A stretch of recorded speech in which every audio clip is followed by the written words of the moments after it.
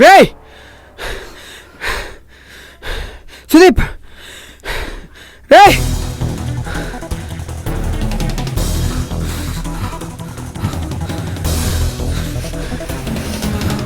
రేయ్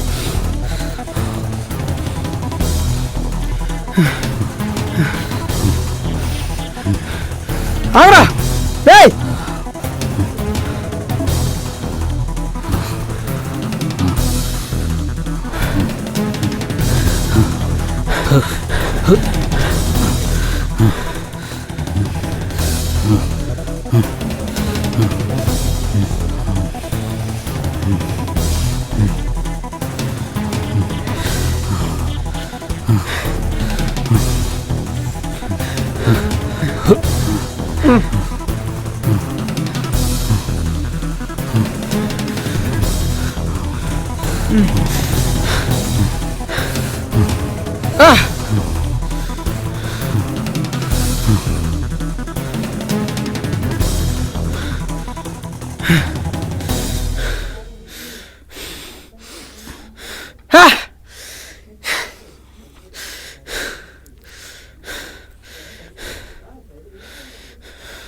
చా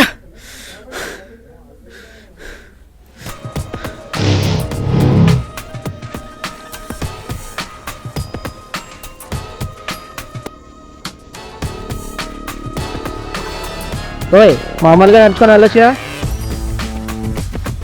power star, మన పవర్ స్టార్ పాట బాస్. డ్యాన్స్ చేయకుండా ఎలా ఉంటావు? Okay okay.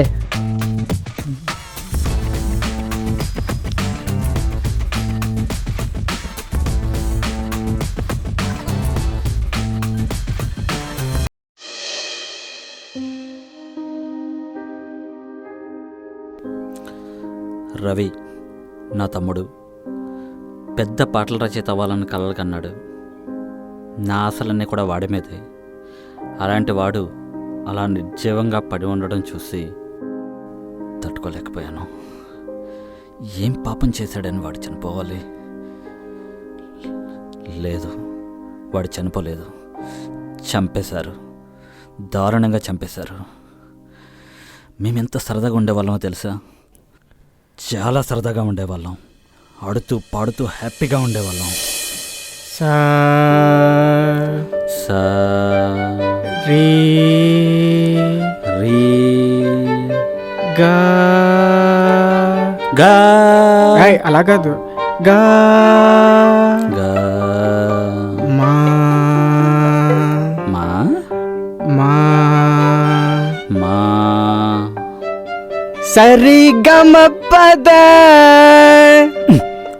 చిన్న చిన్న చెప్పరా. రే గురువుని కొట్టకూడదు. అయ్యో సారీ సార్. Very good. నిన్ను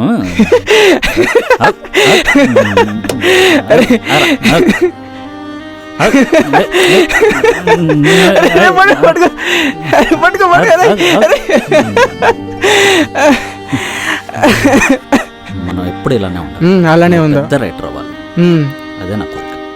అంతే.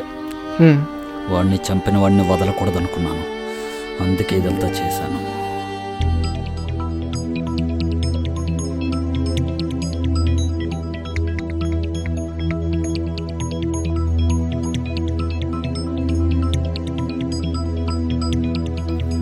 మీరు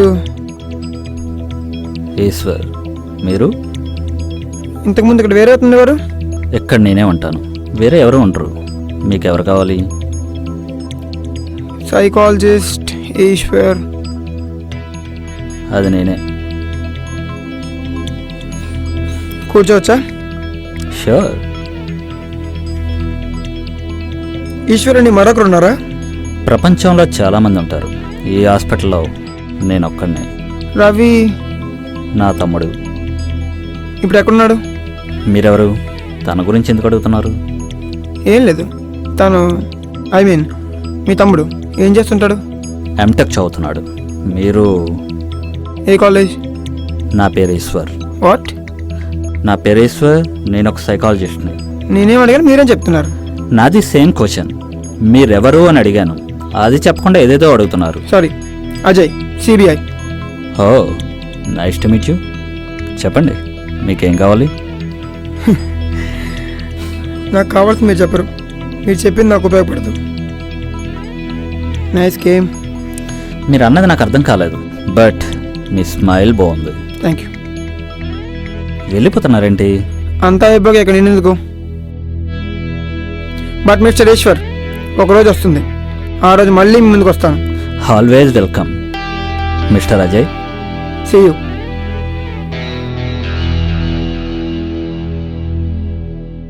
హాయ్రా. హే శ్రీనివాస్, కూర్చో. ఏమన్నాడు CBI officer? He is nice guy, sincere officer, but అన్యాయం వైపు నిలబడ్డాడు. అందుకే కొంచెం ఆట పట్టించాను. మర్చిపోయాను, ఒక నీకు కంప్లైంట్ ఇచ్చాడు కదా, వాడి పేరు వీరప్పన్.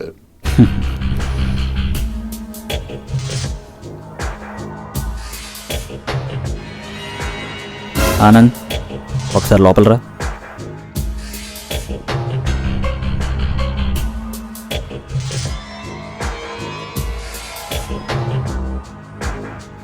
ఇతనేనా వీరప్పన్?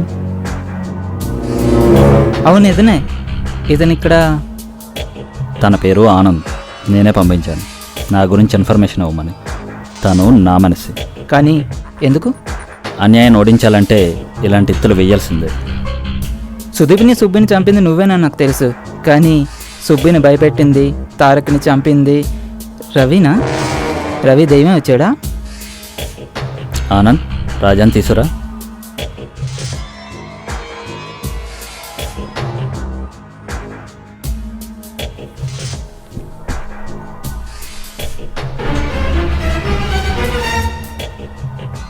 అచ్చ మన రవిలా ఉన్నాడు.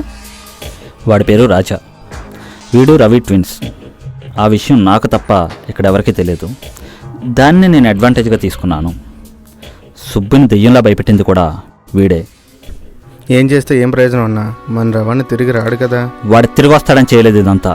రవికి జరిగినట్టు ఇంకొకరికి జరగకూడదని, ఇంకొకరు కూడా వాడి చేతిలో బలి కాకూడదని.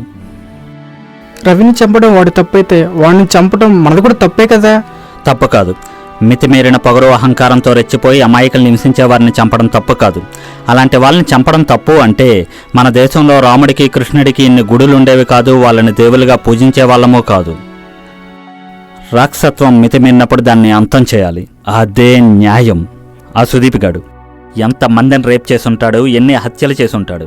అయినా పోలీసులు వాడిని పట్టుకోరు. పట్టుకున్నా శిక్ష పడదు. ఎందుకంటే వాడి దగ్గర డబ్బు ఉంది, వాడి బాబు దగ్గర పదవి ఉంది. డబ్బు పదవి ఉందన్న అహంకారంతో కళ్ళు మూసుకుపోయి జనారణ్యంలో పడే ప్రజలను చంపుకు తింటున్నారు. అలాంటి వాడిని క్షమించకూడదు. అయినా క్షమాపణలు, జరిమానాలు విధించడానికి ఇది ప్రజా కోర్టు కాదు. This is my court and this is my judgement. ఇక్కడ చావు ఒక్కటే శిక్ష. ఇలాంటి లుచ్చా నా కొడుకుని ఎవరిని వదలను. ఇలాంటి వాళ్ళకి నేను ఇచ్చే జడ్జిమెంట్ ఒక్కటే, చావు. వేరే ఆప్షన్ లేదు. This is my judgement.